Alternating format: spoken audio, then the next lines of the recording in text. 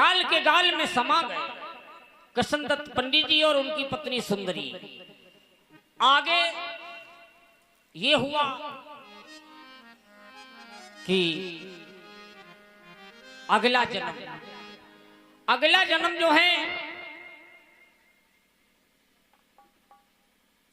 उस ब्राह्मणी को, सुंदरी को मानव शरीर मतलब राजा इंद्रसेन की बिटिया बनकर उसने जन्म लिया।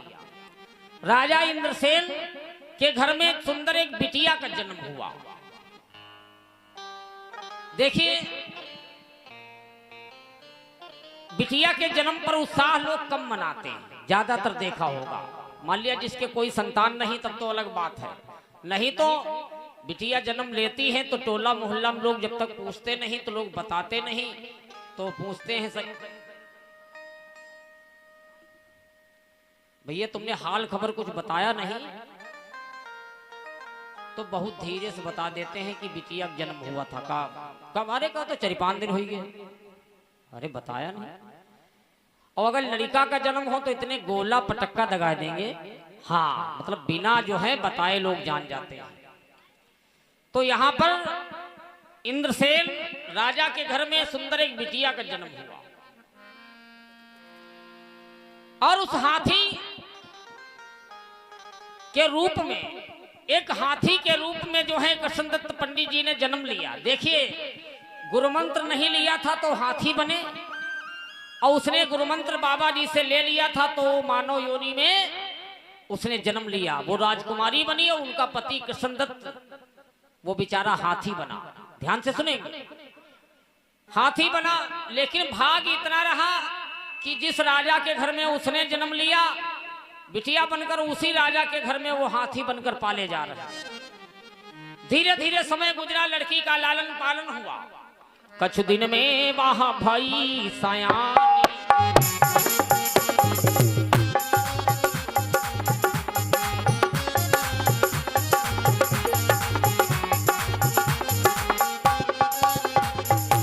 कुछ दिन में वहां भाई सयानी, ईश्वर की गति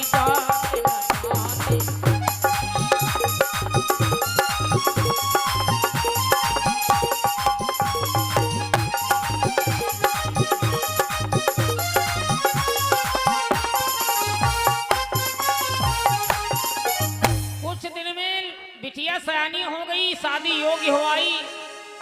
अब जो है माँ बाप को चिंता बनी, हो सर्पवास जिसके घर में, छप्पर से टपकता पानी हो, और सरकारी कर्जा जिस पर हो, और जिसकी सुता सयानी, उसे जो है नींद नहीं आती। जिसके घर में बहन बेटियां शादी योग्य होती, तो रानी ने जो है सलाह किया कि भाई चलो शादी की जाए। जगह जगह जो है अपने लोगों को भेजा, नाई ब्राह्मण ये सब शादी के लिए देश विदेश में भ्रमण किया, लेकिन लड़की के योग्य कोई लड़का मिला ही नहीं। जहां जाते हैं वहां पर कोई लंगड़ा, कोई लूला, कोई बहरा, ये सब ऐसे मिलते। बहुत परेशान हो गए, लड़की के योग्य कोई लड़का नहीं मिला तो स्वयंवर रखा कि जो राजा लोग आएंगे बिटिया अपने मन से जयमाला डाल देगी, ठीक ठाक जो लगेगा। लेकिन अब इस हाथी की दशा देखो, हाथी को भगवान की कृपा से पूर्व जन्म याद आ गया। उस हाथी को ये मालूम है कि ये राजकुमारी मेरी पत्नी है, ये राजकुमारी जो है ये मेरी पत्नी है, मैं इसका पति हूं, अब इसकी शादी हो जाएगी। तो हाथी ने भोजन पानी छोड़ दिया, हाथी ने भोजन पानी छोड़ दिया। तो राजा ने बड़ा प्रयास किया, हाथी हमारा बीमार हो गया, खाना नहीं खा रहा, घास नहीं खा रहा, पत्ते नहीं खा रहा पीपल बरगद के। राजकुमारी ने कहा पिताजी मैं भोजन कराऊं? कहा तुम देख लो। तो वो थाल में, बहुत बड़े थाल में जो है मीठा लेकर गई हाथी के सामने। तो हाथी ने उस राजकुमारी से कहा कि अब हमारा तुम्हारा कोई नाता नहीं है। तो राजकुमारी ने कहा नाता हमारा तुम्हारा था कब, तुम एक जानवर हो। अरे का जानवर अब हैं लेकिन जानवर थे नहीं पहले। तुम याद करो, गजराज कहे लाडली सुनो। हाथी ने कहा, लाडली राजकुमारी, मैं तुम्हारा पूर्व जन्म का पति कृष्णदत्त हूं। आज राजकुमारी को उस हाथी ने याद दिलाया कि मैं तुम्हारा पति हूं। पहले था लेकिन अब नहीं हूं। ओ भाग्यवश राजकुमारी को भी पिछला जन्म याद आ गया। कहा, ये तो मेरा पति कृष्णदत्त है। तो कहा कि तुम राजकुमारी बन गई, मैं हाथी ही बन गया। हाथी बना रहा, आप जो है मानव योनि में चली गई। राजकुमारी बोली, वो गलती मेरी नहीं आपकी। अगर उस दिन गुरु मंत्र ले लेते, लेकिन तुमने लिया नहीं। तुमने कहा हम कार्तिक में लेंगे। और तब कीन्हो कार्तिक की आशा,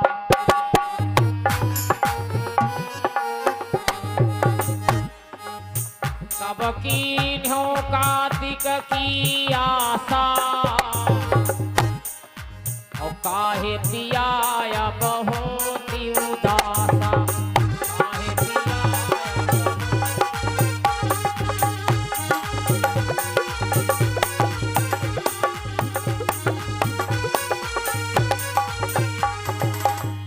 कहने लगी राजकुमारी कि तुमने कार्तिक की आस लगाई कि गुरुमंत्र हम कार्तिक में लेंगे। अगर उस दिन गुरुमंत्र ले लेते तो मौत भले आ जाती, लेकिन जन्म तुमको भी मानव तन में मिलता।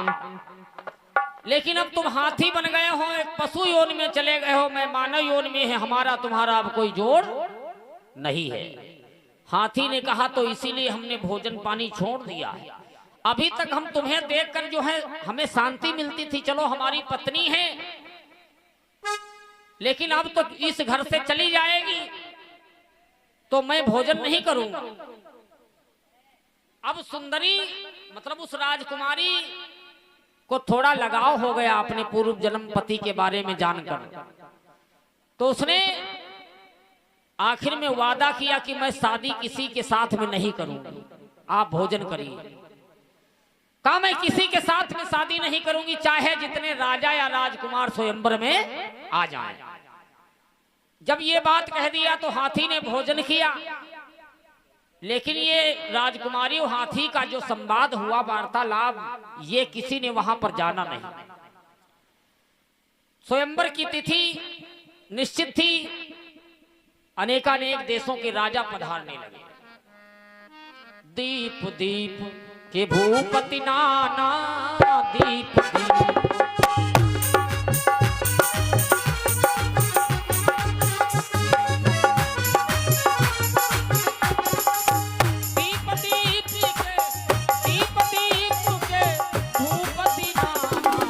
सबही स्वयंवर,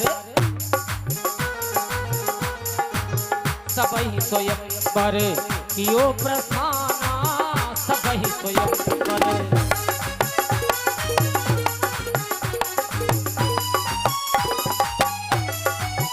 जय हो।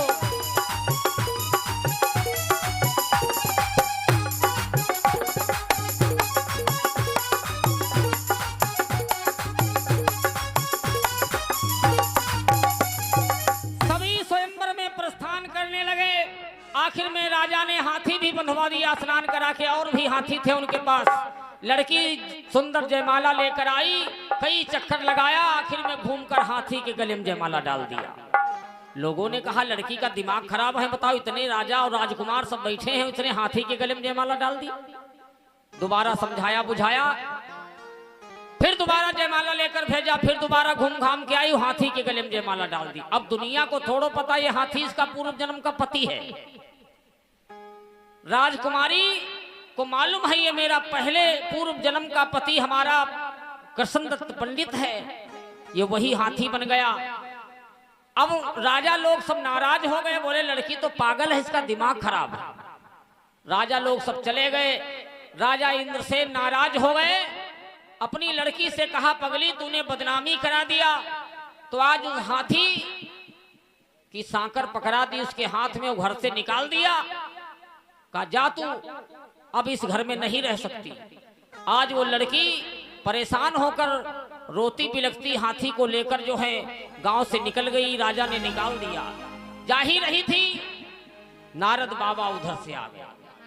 नारद बाबा ने देखा, अरे ये तो पूर्व जन्म की हमारी शिष्या है। रोने लगी, गुरुदेव मेरी नैया अरे उस पार लगा देना गुरुदेव।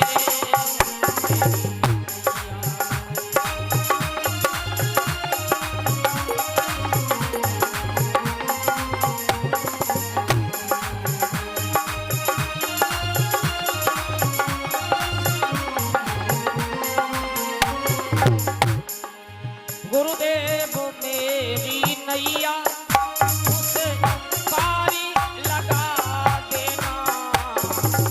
अब तक निभाया गुरुवरे, अब तक निभाया गुरुवरे, आगे भी निभा लेना।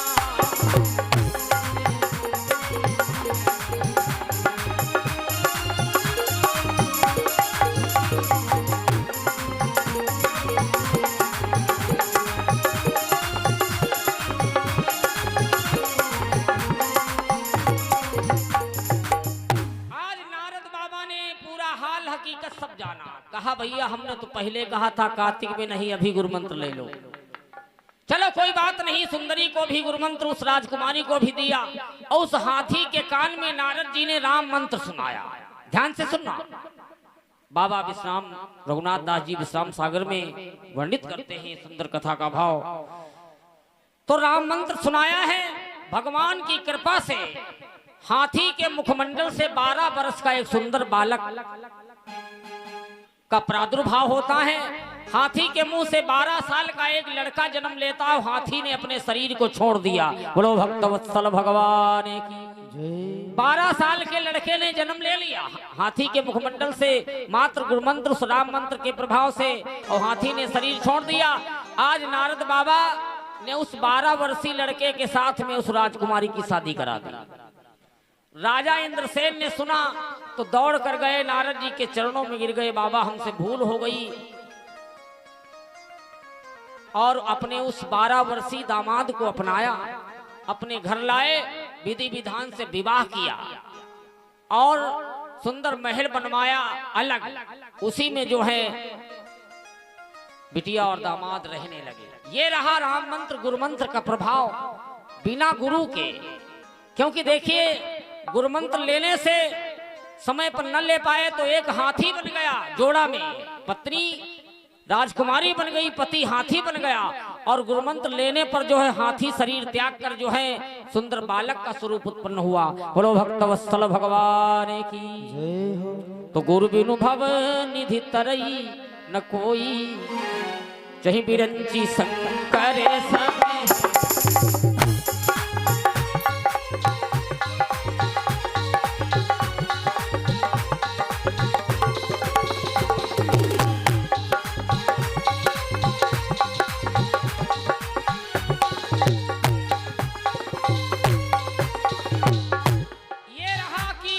गुरुमंत्र का प्रभाव, पति पत्नी की इस पावन कथा को आप लोगों ने सुना।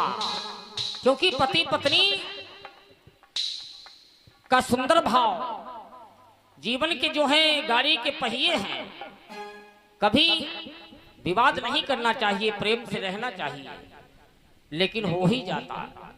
एक पति पत्नी शहर में किराए से रहते थे। 1 मिनट का भाव, पति पत्नी में कभी विवाद नहीं होता था, कभी नहीं। एक दिन थोड़ा शाम को पति ने पत्नी से कहा हम अपने बेटा को पढ़ा लिखा कर MBBS डॉक्टर बनाएंगे।